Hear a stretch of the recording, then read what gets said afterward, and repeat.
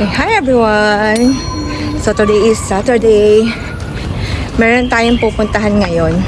Kasi today is magsa-celebrate ng Mooncake Festival. So last year, they celebrate here. Then this year, sa ibang sa ibang place naman. So, doon tayo pupunta. And doon na lang natin imi-meet si Daddy. So kasama natin si Kuya, syempre. Si Kuya Jayden, si Chaba. Yan. So, sasakay tayo ng bus. Actually, malapit lang yon, pero sakay tayo ng bus. So, okay. Ayan, nandito na tayo. Ayan.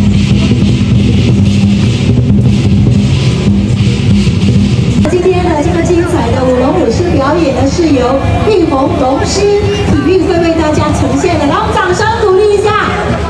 Sabi ko sa dalawa, humanap ng upuan kasi uupo kami dito. So, yan. Ayun, nakakuha yung dalawa ng upuan. Ayan. Okay, then sit down here. Diba? Charles! So, andun pa si Daddy sa may redemption. Oh, may nakita si Charles. Asan si Charles? So, ayan si Charles. Kaklase ni Bunso. Ay, ni Kuya, sorry. Let's get here.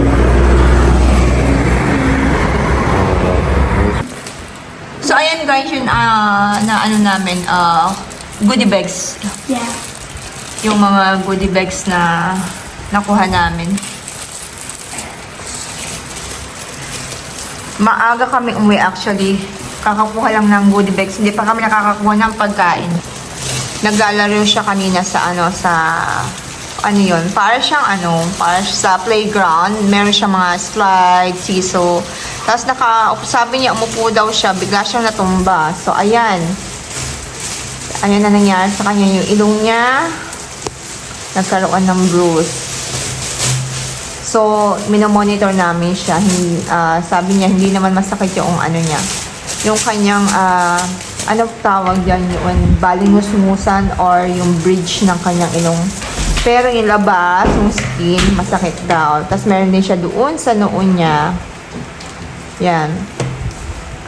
Gas-gas. Yung chin din niya. Yan. Yan. So, umuwi kami agad. So, ayan yung yung isa sa goodie bags na nakuha namin. Every year yan, guys. Kaso this year, not nice. Because a bit messy. Tapos ito din. Yan, inuubo pa si Bunso. May ubo si Bunso. Nilagnat siya nung Thursday. Nilagnat siya ng Thursday. Tapos ito naman, bigay ito ng aking biyanan yan. Bigay ng biyanan ko to. Para kay Chaba. Bigay ng biyanan ko for Chaba. Mga goodie bags na aming nakuha. So, ayan. Oh, meron pa nga pala siyang bako na kasama. Ayan. Tapos, latte. Ayan, tea.我们这里 bring milk. It's okay. Dalawa. Ano pa? Tatlo. Kape. Pomelo. Sino gustong pomelo? Well, don't you get this going so on the floor, please? Yan, pomelo. Water bottle. Meron silang water bottle. Actually, this year, hindi ganun kaganda yung yung binigay nilang lantern na free. Kasi, last time, maganda siya. Pwede mo i-keep. Right? You can keep the one. I think we still have inside the storeroom. Tapos meron siyang mga ganito. Ano to? Ito, ano to? Oh, Pokemon! I love Pokemon. Ano, Doraemon? Oh, Doraemon. Ay, Doraemon! Sorry, Doraemon! Not Pokemon. It's Doraemon! The ice cream. Mimi. Yeah, may free na ice cream. But we never get Ano pa? Sa hindi inaasahan pangyayari. We need to go home early. Ayan. Yeah. Hopefully second, ni Bunso, ni Chaba. Second time ni Chaba. Pero Bawi tayo next year. Oh! Eto, madadala mo siya. Actually, ang dami na namin eco bag dito sa bahay. We got so much eco bag. Yan. Okay, so top here. So, yan. Another one. Yan, another one. Oh. Another one yung bunso. Yeah! Do you want Oh. the design? I think the light is the lantern is like this. Oo. Yeah, you're talking a lot like this. Yeah. Okay, another one. Yay! Wait, this one is different. Yeah, oh. Ring ring. So hang right here. I think yeah, we hang later outside the window, right? Ayan. Oy! Which one? So, actually, this year, no? This year is small, eh. Previous year, malaki yung malaki yung, Yeah, yung pomelo na pinamimigay nila. This is what we do. Okay, this one is Lao Su, right? Lao Su. Or a mouse. Aha! Kinain na ni Chaba yung isang Yeah, it is How many? How many this one, Daddy? only one money. Ha? Isa lang binigay nila dito? Because Nagalit pa nga si Daddy kanina. because when they're killing the time they killing up the time they give. Just now, Daddy Yes, I know. angry. Because, sa ano lang kasi namin, We queue up, we like just queue up to get all the things, bought online because I got no time to buy the ticket. So, I asked Daddy to buy online. Then, after work niya, may pasok kasi today si Daddy. So, after work ni Daddy, doon na lang kami nakita ni Daddy sa sa may venue. Tapos, ayun, medyo magulo. Medyo magulo yung tawag dito, celebration this year. Saka ito, Bobo Pop. Fishbowl to actually. Meron pa sanang tapos yung ticket, meron pa sanang, tawag dito, yung raffle ticket. Hindi na namin siya natapos. Kasi nga, si Bunso, na-aksidente. Uy! Ito, good. Magagamit. Diba? Ito, last year, right? Titi? Last year, right? O 2 years ago? I think yeah, last year. Ito naman, bigay ito ng yan, bigay yan ng ni Bunso, teacher. Actually, antok na si Chaba. Chaba, are you okay? Yung chang eh. Oh, di ba? Ganda.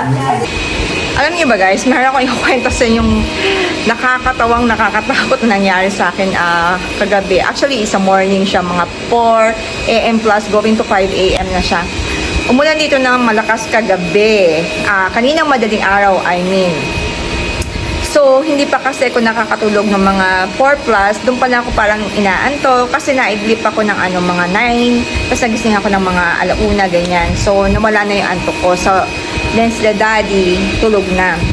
Then after that, nung nagpapaantok ako, parang alam niyo yung half awake, half hindi ko alam na umuulan pala ng malakas. Na umuulan kasi pag nasa kwarto namin, hindi mo maririnig eh. Hindi mo maririnig yung ulan kahit gaano siya kalakas, lalo na kapag naka-under yung aircon namin. Tapos may narinig ako, parang kaluskos. So, in-ignore ko. Tapos ngayon, sabi ko, baka lang yun, baka, tawag yun, parang humangin, o baka yung si Daddy nagising, o yung isang bata nagising, nag-toilet, tapos uminom ng tubig sa kusina. Ayun, fast forward, nung mga bandang mga 4 something na, nagising na ko parang, naalimpungatan ako. Parang ako naman narinig na parang, hindi ko alam paano kung i-explain, parang kaluskos, ganyan. Kinabahan ako, ang lakas ng kaba ko. Sabi ko baka, nakabukas kasi yung bintana namin sa laundry area namin. Nakabukas kasi yun, malaki yun eh. Sliding siya, pwede mo siyang buksan. So, nakabukas lang siya kasi nga kami. 6th floor naman kami, wala naman sigurong manlolog sa amin. Pero meron na kasing case na nangyari dito sa ano yun, bandang Amokyo yata yun. Nasa ilang floor sila, 9th floor or something. Pero meron umakyat sa ano, sa bintana. Buti na lang nakalaki yung ano nila. Parang meron siyang ano tawag doon? Grills sa loob. Ang mga grills kasi dito guys sa Singapore, sa loob siya ng bahay, hindi siya sa labas ng bahay katulad sa Pilipinas. Yun na nga.